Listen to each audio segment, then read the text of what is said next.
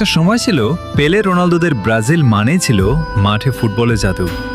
প্রতিটা ছোঁয়ায় থাকতো শিল্পের ছোঁয়া, আর প্রতিটা ম্যাচ শেষে থাকতো ট্রফি জয়ের উৎসব। পেলে থেকে রোনালদিনহো, হলুদ জার্সিটা ছিল বিশ্ব ফুটবলের অঘোষিত রাজা। সেই রাজকীয় ঐতিহ্যের ব্যাটনটা যখন একজনের হাতে এসে থামল, তিনি নেইমার জুনিয়র।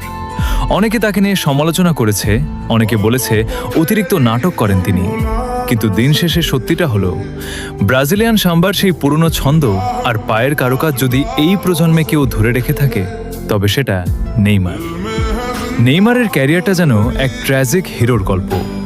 বারবার ইনজুরি তাকে থামিয়ে দিতে চেয়েছে, বিশ্বকাপের স্বপ্নগুলো ভেঙে চুরমার হয়েছে চোখের জলে।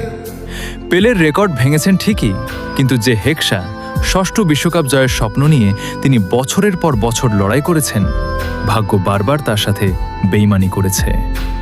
হয়তো নেইমারই ব্রাজিলের শেষ জাদুকর, যার পায়ে বল গেলেই গ্যালারিতে আলাদা উন্মাদনা কাজ করে। ট্রফি দিয়ে কি আর সব ভালোবাসা মাপা যায়?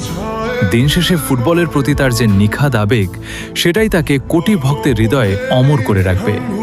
বিশ্বকাপ আসুক বা না আসুক, সাম্বার আসর সৌন্দর্য কিন্তু নেইমারই শেষ হতে চলেছে।